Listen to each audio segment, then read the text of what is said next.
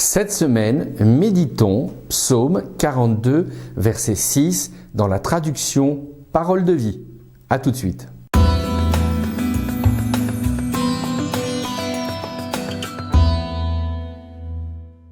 Lecture de notre texte. Pourquoi me décourager? Pourquoi me plaindre de ma vie? Il vaut mieux compter sur Dieu. Oui, je vais encore le remercier, lui, mon Sauveur et mon Dieu. Ce texte est écrit par les fils de Corée. Ce sont des musiciens, des chanteurs qui servaient au temple de Jérusalem. Là où leur style est intéressant, c'est qu'ils utilisent le chant pour nous expliquer les états d'âme par lesquels nous passons. Et le découragement est un de ces états d'âme que nous connaissons tous à un moment ou un autre de notre vie. Même la meilleure des personnes, qui a le meilleur environnement possible, peut connaître un temps de découragement. Des auteurs vont même jusqu'à dire que le découragement fait partie du développement humain pour que nous puissions apprécier les temps de bonheur. Mais ça, c'est une autre hypothèse. Pour revenir sur le texte ne nous dit pas que nous sommes découragés. Il pose la question du pourquoi rester dans le découragement. Ce qui revient à dire pourquoi donner de la prise au découragement.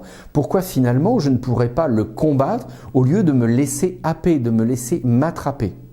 Cette question-là, elle est posée à chaque croyant et à chaque croyante chaque jour de sa vie. Pourquoi, alors que nous revendiquons notre foi en Dieu, nous laissons le découragement nous happer, nous neutraliser, alors que nous devrions, comme les fils de Corée, dire « Pourquoi me décourager ?» Là, il n'y a pas 36 solutions. Certains disent il suffit de prendre la Bible et de sortir des grands slogans bibliques. Vous savez, avec Dieu nous ferons des exploits, toute chose concourt au bien de ceux qui aiment Dieu. Ça, c'est une mauvaise utilisation de la Bible. Parce qu'en réalité, la Bible, elle nous interpelle dans notre quotidien de vie, dans ce que nous avons de plus intime, de plus cher et des fois de plus terrible. Donc peut-être le mieux est de revenir simplement à la base, comment Dieu nous voit et comment à partir de ces écrits bibliques, nous pouvons trouver une source pour anticiper le découragement, ne pas nous laisser happer par les temps de découragement. En lisant les psaumes, on s'aperçoit qu'il y a 3 grandes pistes possibles pour éviter de nous laisser neutraliser par le découragement. La première piste possible se trouve dans plusieurs psaumes, c'est l'idée de sortir. Et vous savez, l'Église, c'est le peuple qui sort, ekkaleo précisément, qui sort de quelque chose, appelé hors de quelque chose. Le peuple d'Israël était appelé à sortir de l'Égypte, hors de l'Égypte.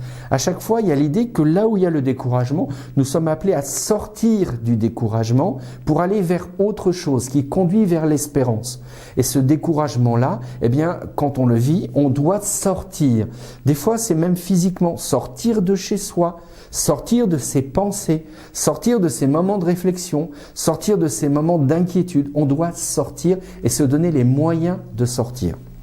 Donc c'est la première piste, sortir, aller vers quelque chose qui n'est plus neutralisant. Ensuite, la deuxième idée, c'est aller voir ailleurs. Parce que sortir juste pour sortir, ça ne sert à rien.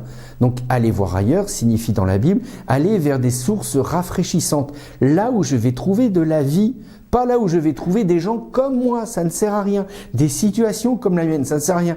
Mais aller et voir ailleurs, chercher ailleurs, là où il y a de la vie, ces fameuses sources d'eau vivifiante.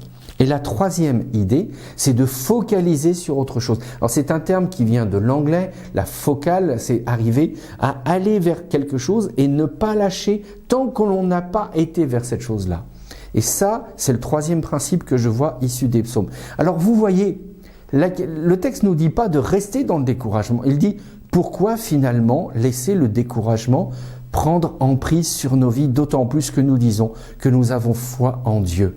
Eh bien voilà, la Bible, elle apporte des réponses concrètes. Encore faut-il la lire avec cette recherche du concret. Je vous remercie. Je vous dis à demain. Tout est écrit pour nous suivre, pour nous accompagner. Et puis demain, nous aborderons le deuxième volet. Pourquoi me plaindre de ma vie? Bonne journée, à demain.